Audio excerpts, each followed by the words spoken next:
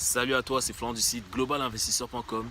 Bienvenue dans cette nouvelle vidéo, j'espère que tu vas bien. Alors ici, je me trouve actuellement à Tadoussac, au nord du Québec, où voilà, j'ai pris quelques jours de vacances.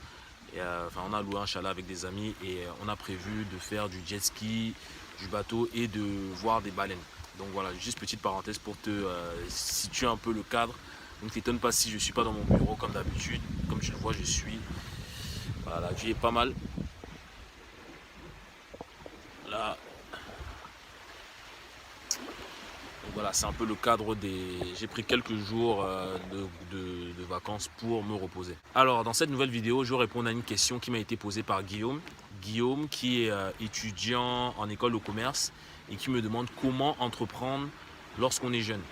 Alors, des fois, j'aime bien répondre à des questions par des vidéos car je pense que ça peut aider pas mal de personnes.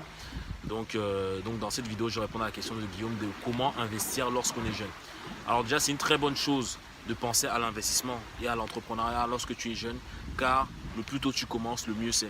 Le plus tôt tu vas commencer à investir, le plus rapidement tu vas pouvoir dégager des revenus et atteindre une certaine liberté financière. Alors comment investir lorsqu'on est jeune? Moi, j'ai commencé à investir à la fin de mes études, donc lorsque j'ai commencé à travailler.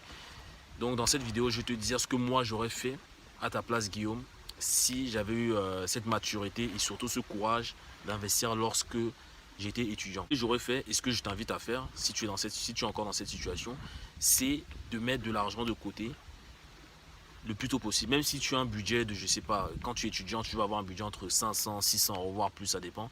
Mais on va dire, imagine, tu as un budget de, hormis le loyer, hein, mais je veux dire un budget, l'argent de poche de 500 à 600 euros par mois lorsque tu es étudiant.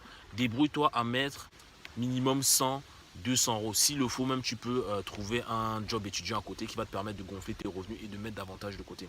Pourquoi? Car très tôt, tu vas commencer à épargner. Tu vas commencer à épargner, ce qui va, plus tard, ça va rassurer les banques. Et également, toi, ça va te créer une certaine sécurité financière lorsque tu vas vouloir entreprendre des projets.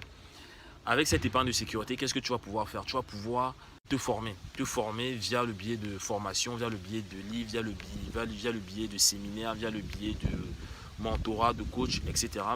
Tu vas te former à comment investir, comment créer son entreprise, comment investir dans l'immobilier, comment investir en bourse, en crypto-monnaie, etc.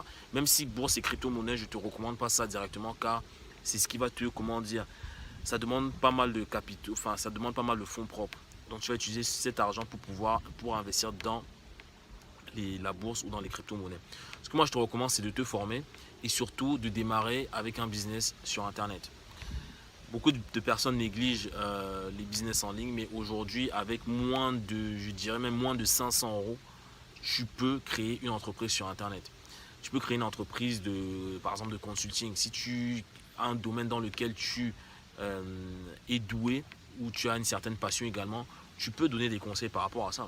Ça ne coûte rien aujourd'hui de créer une page Facebook, de créer un compte Instagram et de démarrer une chaîne YouTube pour pouvoir toucher une audience et derrière peut-être accompagner certaines personnes à aller plus loin via du coaching ou via des programmes de formation.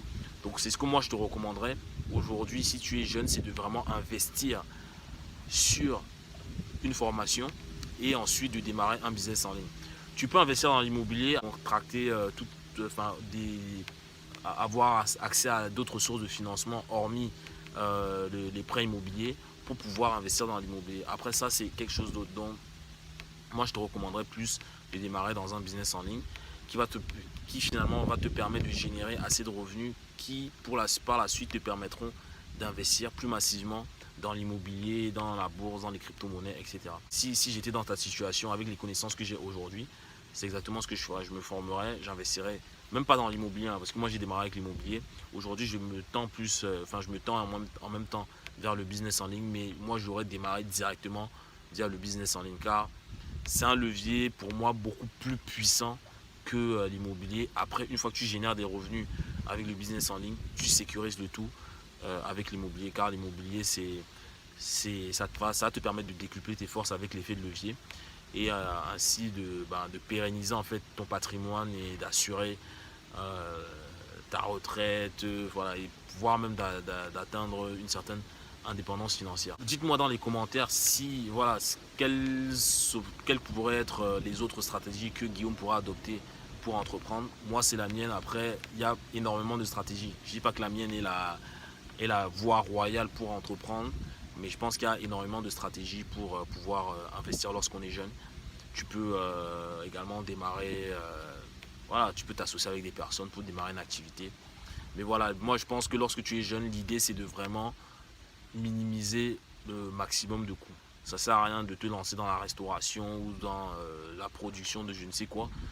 Fais un business sur internet à moins de 500 euros et voilà, tu pourras démarrer ainsi dans l'entrepreneuriat. Donc voilà, laissez dans vos commentaires si vous avez des témoignages, des conseils, même des questions. Je me ferai un plaisir d'y répondre. Et voilà, quant à moi, je vous dis à la semaine prochaine.